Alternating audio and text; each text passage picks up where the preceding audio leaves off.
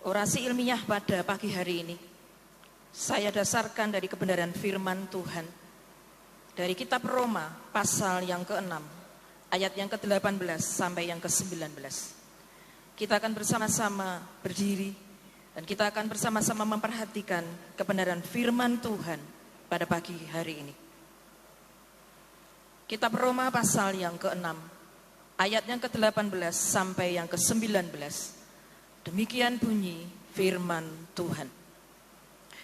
Kamu telah dimerdekakan dari dosa dan menjadi hamba kebenaran. Aku mengatakan hal ini secara manusia karena kelemahan kamu. Sebab sama seperti kamu telah menyerahkan anggota-anggota tubuhmu menjadi hamba kecemaran dan kedurhakaan yang membawa kamu kepada kedurhakaan. Demikian hal kamu sekarang harus menyerahkan anggota-anggota tubuhmu menjadi hamba kebenaran yang membawa kamu kepada pengudusan. Mari kita akan berdoa.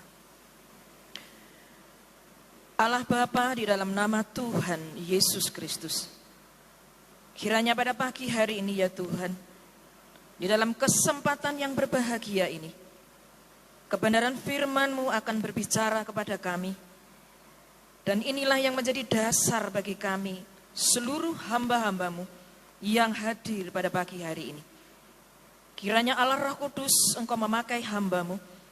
Engkau layakkan hamba-Mu ya Tuhan dengan segala keterbatasan hamba, untuk dapat menyampaikan kebenaran firman Allah, sehingga boleh menjadi pesan bagi kami semua Tuhan. Kami menyerahkan akan kebenaran firman-Mu di dalam nama Tuhan Yesus Kristus. Haleluya. Amin. Silakan duduk Bapak, Ibu, dan Saudara. Tema orasi ini adalah jadilah hamba kebenaran dalam pelayanan. Bapak, Ibu, dan Saudara yang dikasihi Tuhan, kalau ada sebuah pertanyaan, apakah kebenaran itu? Kalau pertanyaan ini saya tanyakan kepada Bapak, Ibu, dan Saudara, kita semua masing-masing akan memiliki jawaban. Tetapi 2000 tahun yang lalu, Pilatus pernah mengajukan pertanyaan ini di dalam Injil Yohanes pasal 18 ayat yang ke-38. Ketika Pilatus mengajukan pertanyaan, apakah kebenaran itu? Apakah ada jawaban, Bapak, Ibu, dan Saudara? Pilatus pergi dan tidak menunggu jawaban dari Tuhan Yesus. Karena Pilatus berpandangan bahwa kebenaran itu bersifat relatif. Sementara Tuhan Yesus menuntut hidup di dalam kebenaran. Meskipun Pilatus tidak mendapati kesalahan apapun pada Tuhan Yesus, Sang Raja kebenaran, Pilatus tidak berani menegakkan kebenaran. Pilatus lebih banyak memihak orang banyak dan takut kehilangan jabatan. Ini bisa menjadi gambaran bagi sebagian pejabat, karena kebenaran bagi mereka adalah apapun yang disetujui oleh mayoritas rakyat dengan satu tujuan, untuk kepentingan diri mereka sendiri dan tujuan politik. Bapak, Ibu, dan Saudara, lalu apakah kebenaran itu sebenarnya?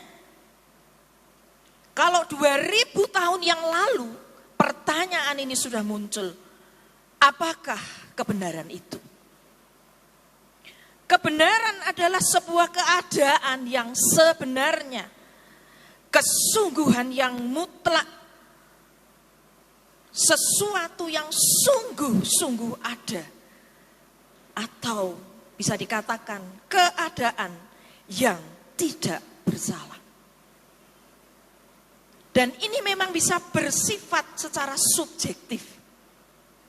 Ketika si A mengatakan tentang sesuatu menurut kebenarannya, si B mengatakan itu tidak benar. Menurut saya kebenaran adalah seperti ini.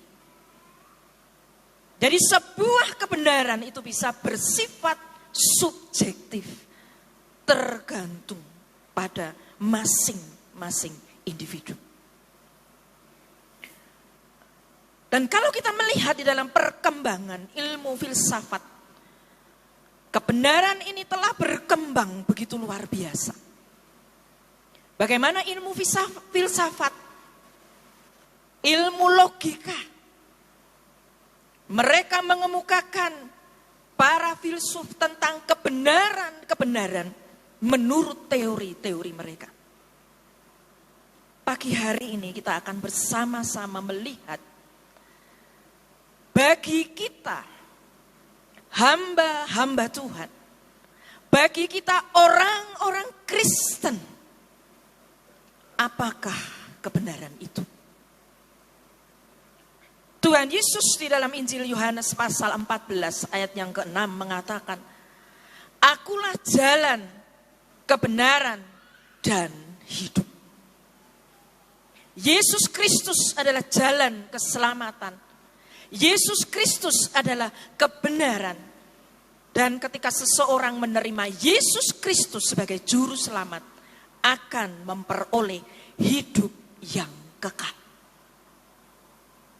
Inilah sesungguhnya Tuhan Yesus adalah kebenaran. Itu adalah realitas. Hal yang nyata atau benar-benar ada. Tuhan Yesus telah mati untuk menebus dosa semua manusia. Inilah kebenaran. Inilah realitas. Ini adalah kenyataan, Bapak, Ibu, dan Saudara. Dan ini adalah kebenaran. Tuhan Yesus Kristus telah menyelesaikan pekerjaan penebusan. Maka kita mendapatkan kebenaran ketika seseorang itu sudah ditebus dari dosa. Maka dikatakan bahwa seseorang itu telah dimerdekakan dari ikatan dosa. Di dalam Yohanes pasal 17 ayat yang ke-17b dikatakan, "Firman-Mu adalah kebenaran." Jadi kalau kita melihat tema kita, jadilah hamba kebenaran. Ini bukan kebenaran yang bersifat subjektif. Tetapi kebenaran ini adalah realitas. Tuhan Yesus Kristus telah mati untuk menebus dosa kita semua. Dan firman Tuhan itu adalah kebenaran. Di dalam ibadah syukur kemarin, Bapak, Ibu, dan Saudara, Bapak Yohanes, salah satu wisudawan, mengatakan, ketika saya menyampaikan kebenaran firman Tuhan, saya tidak mengatakan, ini Alkitab saya. Ketika Pak Yohanes mengatakan, saya menyampaikan Alkitab, ada banyak orang yang menolak. Tetapi ketika Pak Yohanes katakan, ketika saya menyampaikan kebenaran, yaitu firman Allah, maka Bapak Yohanes bisa menyampaikan kabar baik, bisa mengabarkan Injil. Jadi di sini Bapak, Ibu, dan Saudara, hamba kebenaran. Kebenaran di sini adalah sesuatu yang benar, yaitu Yesus telah mati untuk kita semua. Bukan kebenaran ini adalah teori-teori yang dikhotbahkan, bukan. Kebenaran ini bukan diskusi-diskusi yang kita lakukan di kelas. Bukan. Tetapi ketika kita berdiskusi, ketika kita menyampaikan firman Tuhan, yang kita sampaikan adalah kebenaran. Bapak, Ibu, dan Saudara yang dikasihi Tuhan. Di dalam ayat yang ke-18 tadi dikatakan, kamu telah dimerdekakan dari dosa dan menjadi hamba kebenaran. Kebenaran firman Tuhan ini, bagaimana Rasul Paulus menyatakan hal ini. Dia menginginkan di dalam kehidupan jemaat di Roma, agar mereka mengerti status mereka. Apakah mereka menjadi hamba dosa, hamba iblis, atau hamba kebenaran? Berarti satu hal yang kita ketahui pada pagi hari ini. Sebelum status menjadi hamba kebenaran, kita memiliki tuan yang pertama, yaitu dosa. Jadi kalau dikatakan hamba dosa, bagaimana seseorang itu diperhamba, diperbudak oleh dosa. Tetapi ketika tadi kita mendengar tentang kebenaran, Yesus katakan, akulah jalan, kebenaran, dan hidup. Yesus adalah kebenaran. Ketika seseorang menerima Yesus Kristus dan dia percaya dengan iman kepada Yesus, dia katakan, aku sekarang punya Tuhan, yaitu Raja kebenaran, yaitu Tuhan Yesus Kristus, dan aku meninggalkan Tuhan yang pertama, yaitu dosa. Bapak, Ibu, dan Saudara dikasihi Tuhan. Di dalam ayat ini dikatakan, kamu telah dimerdekakan dari dosa. Seseorang yang sudah dimerdekakan dari dosa, berarti dia sudah tidak terikat lagi dengan dosa. Dia tidak terikat lagi dengan kebiasaan yang berdosa. Dan dia tidak menjadi hamba iblis. Lalu apakah ketika kita sudah dimerdekakan dari dosa, apakah kemerdekaan ini kita salah gunakan sebagai sebuah kesempatan untuk kita melakukan segala sesuatu sesuai dengan kehendak hati kita? Tentunya tidak.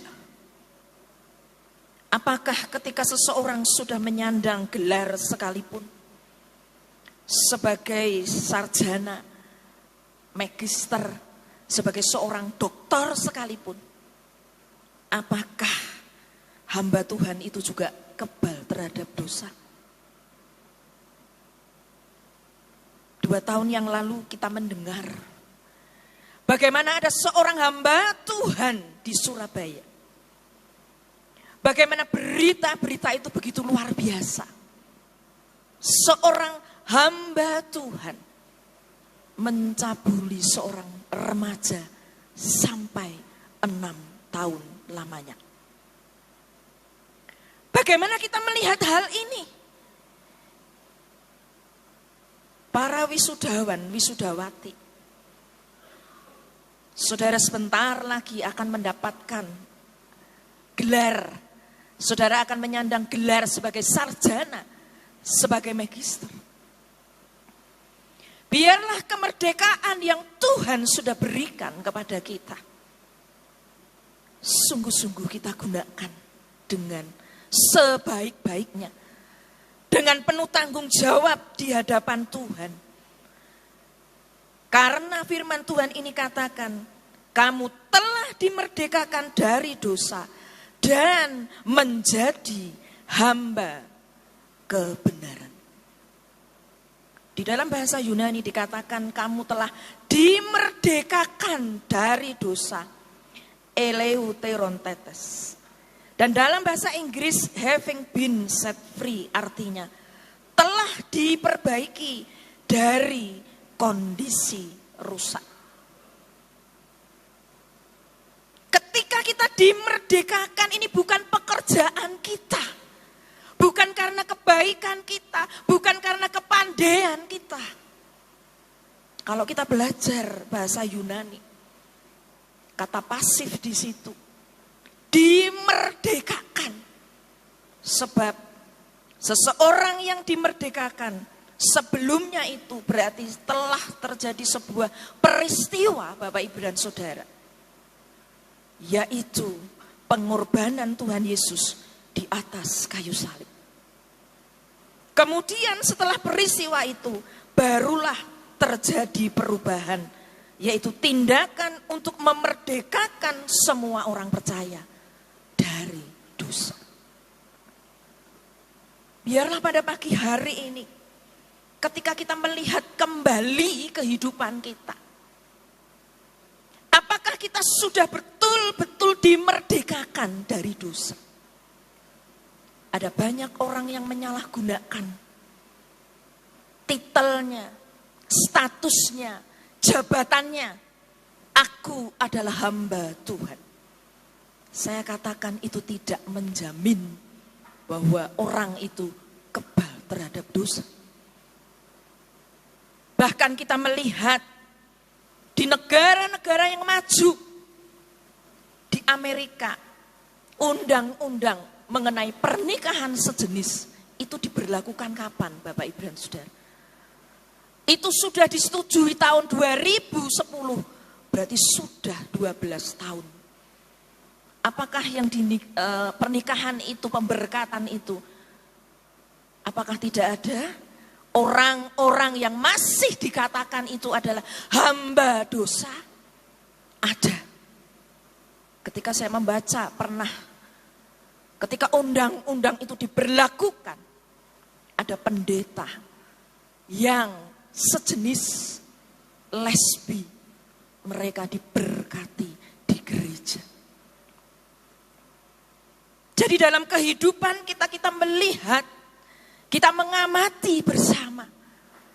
Ketika seseorang itu percaya kepada Yesus, dia membutuhkan roh kebenaran itu. Di dalam Yohanes pasal 16 ayat yang ke-13. Roh Allah, Roh Kudus, roh kebenaran itu yang akan memampukan kita semua untuk selalu menjunjung tinggi nilai-nilai kebenaran. Sebagai hamba-hamba Tuhan, apakah kita berani untuk selalu menyuarakan kebenaran di dalam pelayanan kita? Apakah kita berani menjunjung tinggi nilai-nilai kebenaran? Sementara ada sebagian orang yang mengatakan, aku tidak setuju. Aku tidak sepaham. Apakah kita berani bahwa kebenaran ini bukan kebenaranku, tetapi kita menjunjung tinggi nilai-nilai kebenaran. Kita menyuarakan kebenaran, yaitu firman Tuhan. Bapak, Ibu, dan Saudara yang dikasihi Tuhan. Di sini Rasul Paulus mengatakan, pilihan ada di tangan jemaat di Roma. Apakah engkau masih menjadi hamba dosa? Karena di ayat yang ke-17 sebelumnya juga sudah disinggung. Dan sebetulnya di dalam Alkitab, dari Kejadian sampai Wahyu, pembahasan tentang hamba dosa dan hamba kebenaran ada di seluruh bagian Alkitab. Berarti ini merupakan satu hal yang sangat penting. Bagaimana ketika seseorang itu harus memilih. Dan ketika dia sudah memilih, maka dia akan menunjukkan dalam kehidupannya apakah dia hamba dosa atau hamba kebenaran. Harold Kushner, seorang penulis ternama dan pendeta yang tinggal di Amerika, dia mengemukakan bahwa anything that should be set right sooner or later will. Apapun yang dikerjakan benar, cepat atau lambat akan terbukti benar. Bukankah ini yang seringkali juga kita katakan dalam kehidupan kita? Apapun yang dikerjakan benar, cepat atau lambat akan terbukti benar. Apapun yang dikerjakan tidak benar, cepat atau lambat akan terbukti tidak benar. Apapun yang kita lakukan di dalam kehidupan kita sebagai hamba dosa, cepat atau lambat orang akan tahu. Seperti hamba Tuhan yang saya singgung tadi di Surabaya. Mau itu 1 tahun, 2 tahun, sampai 6 tahun. Akhirnya juga terbukti bahwa hamba Tuhan itu bukan hamba kebenaran. Jadi Bapak Ibu dan Saudara dikasihi Tuhan, biarlah pelayanan dan pengabdian kita yang kita lakukan didasari dengan iman, dengan kasih kita, dengan ketaatan kita, dan kita tidak mementingkan diri kita sendiri. Dan itu semua membuktikan bahwa hidup kita sudah dimerdekakan dari dosa. Para wisudawan, wisudawati, jikalau kita bersama-sama masih bisa berkumpul hari ini, besok lusa, Bapak Ibu dan Saudara diutus ke tempat pelayanan Bapak Ibu dan Saudara masing-masing. Cepat atau lambat akan terbukti nanti setelah Bapak Ibu dan Saudara berada di ladang pelayanan masing-masing. Karena di dalam pengalaman kami di SCT Efata yang hari ini berulang tahun yang ke-29. Apakah semuanya itu, Bu?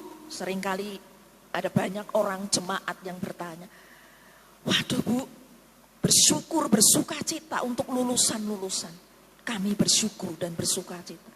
Tetapi di dalam perjalanan STT Efata, kami pun juga penuh dengan air mata. Kenapa?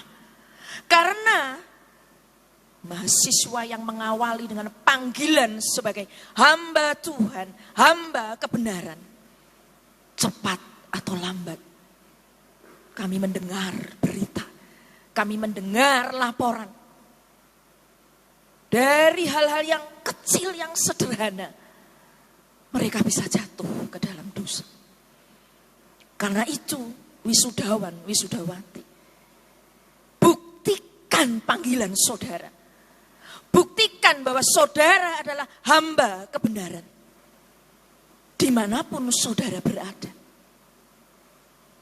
Bapak Ibu dan Saudara dikasihi Tuhan, kebenaran firman Tuhan ini, saya katakan tadi bukan hanya di kitab Roma ini, tetapi di sepanjang Alkitab kita terus dibahas.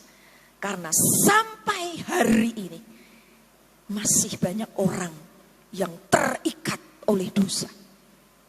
Karena itu wisudawan, wisudawati, dan kita semua yang hadir pada pagi hari ini, kita pun juga punya sebuah misi.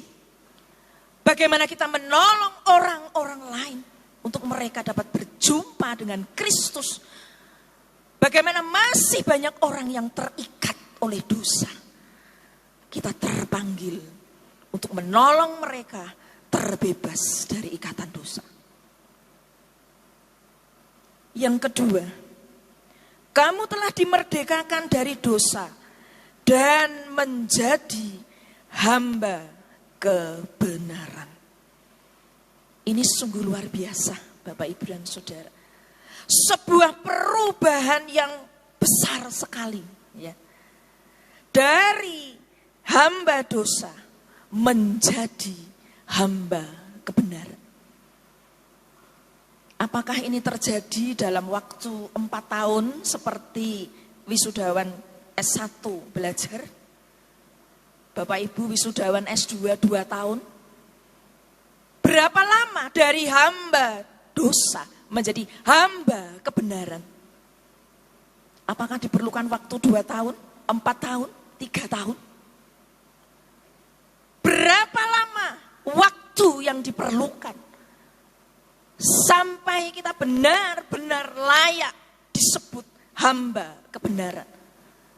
Bahkan nanti kalau kita membaca di dalam ayat yang ke-19, di situ sampai dikatakan, membawa kamu kepada pengudusan.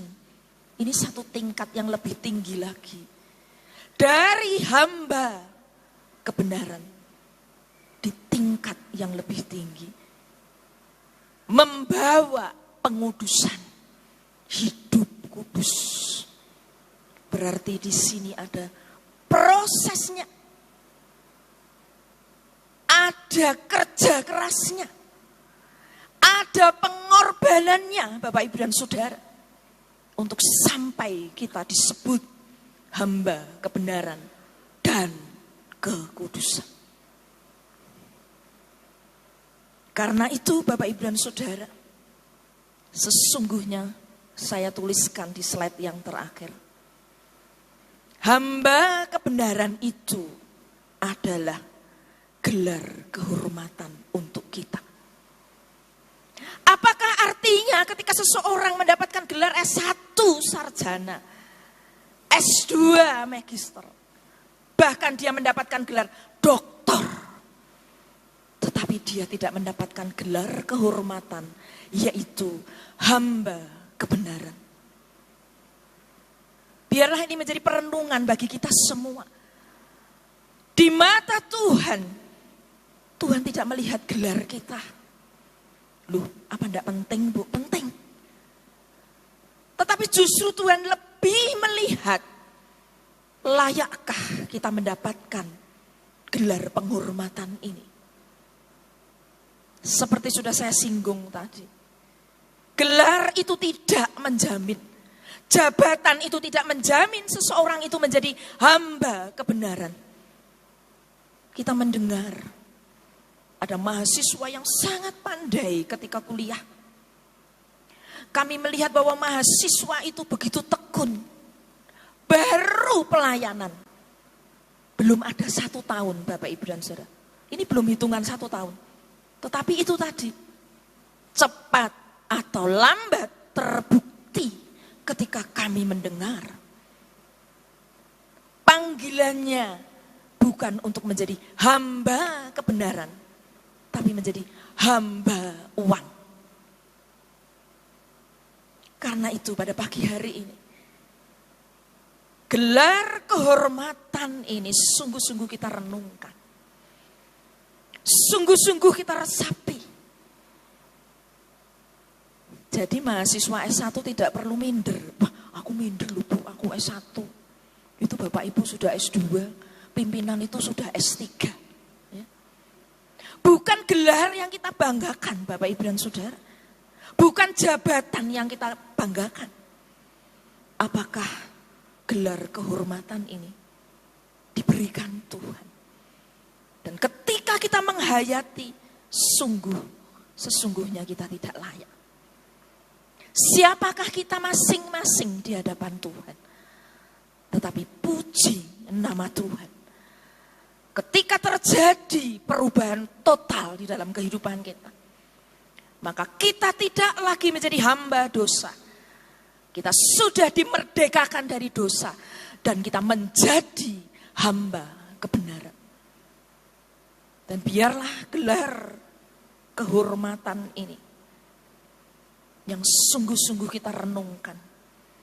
Sekalipun kita doktor, kalau kita tidak menjadi hamba kebenaran, tidak ada artinya titel kita. Karena itu pada pagi hari ini, mari kita merenungkan bersama. Bahkan di ayat yang ke-19,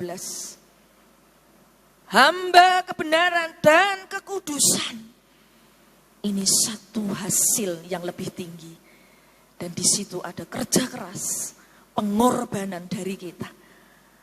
Ada iman yang terus kuat di dalam Yesus. Ada penyangkalan diri dalam kehidupan kita. Apakah kita mau memikul salib sampai akhir hidup kita? Sehingga nanti ketika kita menghadap Tuhan, engkau layak disebut hamba kebenaran. Bukan kebenaran kita sendiri, tetapi kita adalah hamba Tuhan Yesus Kristus.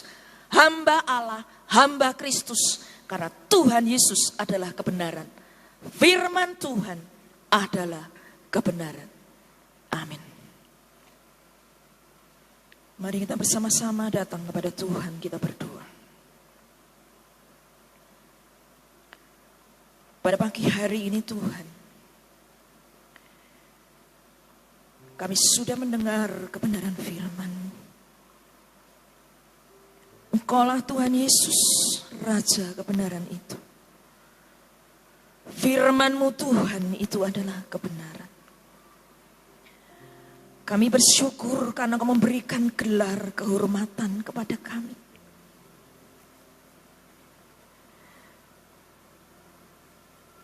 Siapakah kami sesungguhnya di hadapan-Mu Tuhan?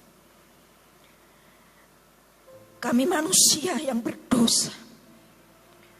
Latar belakang kami begitu gelap. Kami dahulu adalah orang-orang yang jahat di mata-Mu ya Tuhan.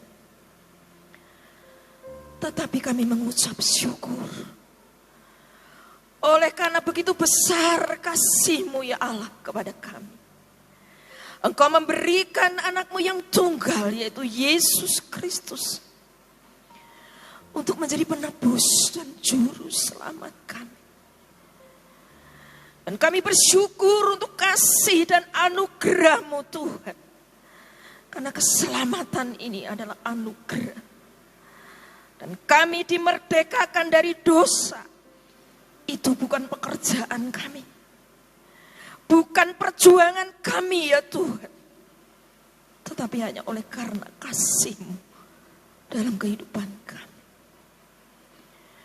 Terima kasih Tuhan untuk gelar kehormatan-Mu. Engkau layakkan kami semua untuk menjadi hamba-hamba kebenaran. Di dalam pelayanan kami Tuhan di sepanjang kehidupan kami. Sekalipun banyak tantangan, rintangan yang akan kami hadapi. Ada banyak hal kami harus menyangkal diri kami. Kami harus memikul salib seperti Engkau. Tetapi biarlah Tuhan, roh kebenaran itu menolong kami. Untuk kami dapat hidup seturut dengan kebenaran firman. Terima kasih Tuhan. Kiranya Engkau juga memberkati saudara-saudara kami yang sebentar lagi akan diteguhkan. Para wisudawan, wisudawati. Biarlah ketika mereka berkomitmen pada hari ini Tuhan, cepat atau lambat, kami akan melihat bukti itu dalam kehidupan, pelayanan mereka, pengabdian mereka kepada Engkau. Karena itu terus Engkau pegang tangan mereka semua. Akan mereka menjadi hamba-hamba kebenaran. Dan mereka terus berjuang Tuhan. Untuk memenangkan jiwa-jiwa yang masih terikat di dalam dosa. Untuk mereka juga mengalami kemerdekaan di dalam Engkau. Terima kasih Tuhan. Segala pujian, hormat, kemuliaan kami naikkan hanya kepadamu. Di dalam nama Tuhan Yesus kami sudah berdoa. Haleluya.